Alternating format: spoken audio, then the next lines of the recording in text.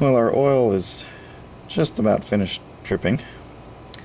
So now we will take out the old oil filter, and this is the oil filter, and I don't know if you can get some perspective here, but it's pretty tight in there. There's not a lot of space for one of those fancy little gizmos that takes the oil filter off. So you just kind of have to do it manually. And they're pretty tight.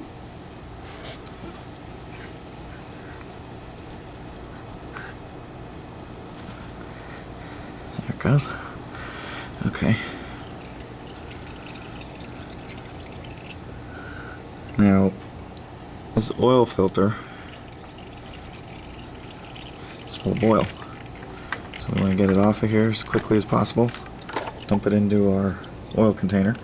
And that's another thing that's going to go in our plastic bag with our newspaper and paper towels. I've got our new oil filter here. And before you install the oil filter, we've got to put a little bit of oil around the gasket here. So you just basically dip your finger in a tiny bit here and rub it right along the gasket, and it's ready to be installed. So here we are back under the car, and now we're going to install the new oil filter.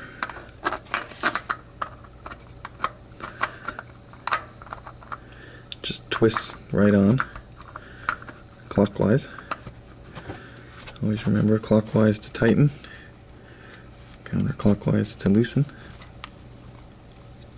And once the seam, or once the gasket meets the engine, you want to turn it one full turn after that. So you have to kind of put a little muscle into it.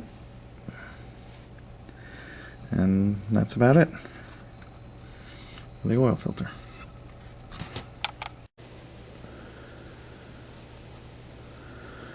Alright, the oil has come to a very slow trickle here, so we're going to call it empty and reinstall the plug.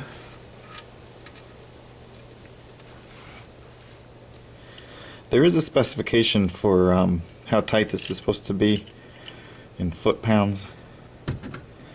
I just kind of use my judgment. You know, you don't want it to be loose and come out, but you don't want it so tight that you're going to strip the bolt. So you just kind of want to do it, just a little bit kind of tight, but not too tight. Just a quick note about oil filters. Toyota does not require that we pre-fill the oil filter for the Scion, so I'm able to just lube that gasket and install it under the engine. If your owner's manual says that you need to pre-fill your oil filter, you would just take that filter, do the same thing I did with the gasket, and then fill it with oil, and then get under the car and install it. The owner's manual for the Scion TC specifies 4 quarts of oil. So here's the 4 quarts, and we're ready to put the oil in the car.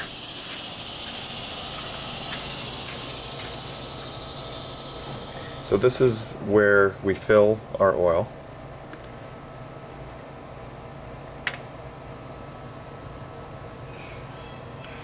Some people prefer to use a funnel.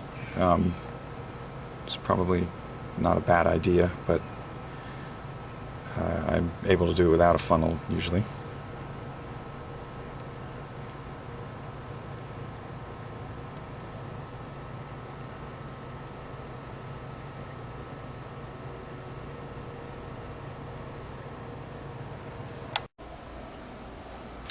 I've put 3 of the 4 quarts of oil in.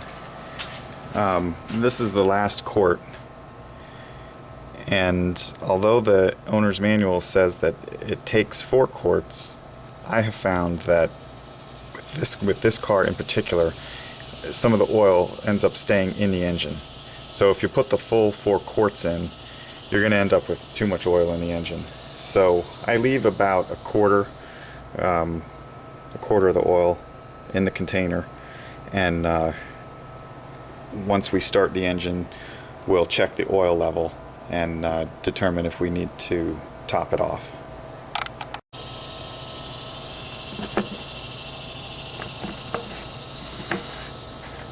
We'll reinstall our oil fill cap. We'll push our oil level indicator in, and we'll go in and start the car.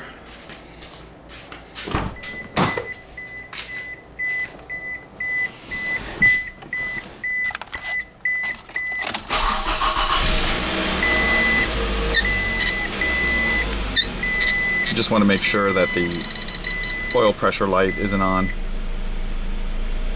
And listen to the engine, make sure it sounds like it normally does. And everything looks good so far.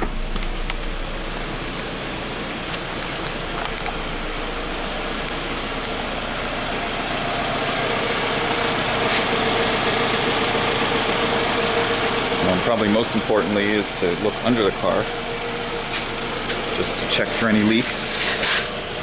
I want to make sure that there's not a bunch of oil leaking from either the filter or our drain plug. That looks good.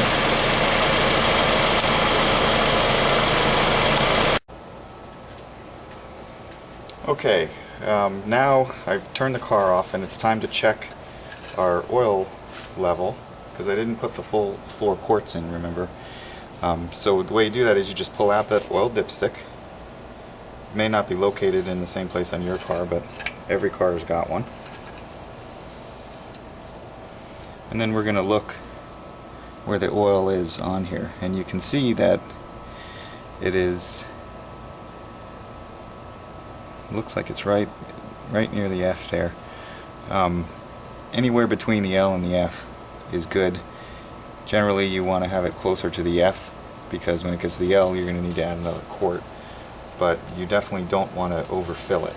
So you can do damage if you overfill it. So you want to, you know, maybe keep it at 3/4 or, you know, right near the F, and that's where we are. So I think we're good. We're just not going to add the rest of that oil, and that happens every time with this car.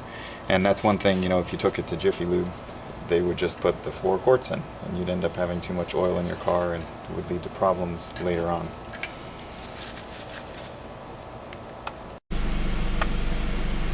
Now that we've changed our oil, we need to turn off our maintenance required light. In the Scion it comes on every 5,000 miles, and not all cars do this, but Toyota does, and this will work on all Toyotas to reset your maintenance required light. What you want to do is turn the car off, have it in the off position, push the mileage reset button, and then turn the car back on while you're holding the button down. And in a few seconds the maintenance required light will go out like it just did. You also want to be sure that you've got your mileage setting on the odometer. You don't want it on trip A or trip B, because when you hold it in on those, the maintenance required light is going to stay on. You want to have it on ODO. So that's it. Our oil change is officially done. Now we can lower our hood.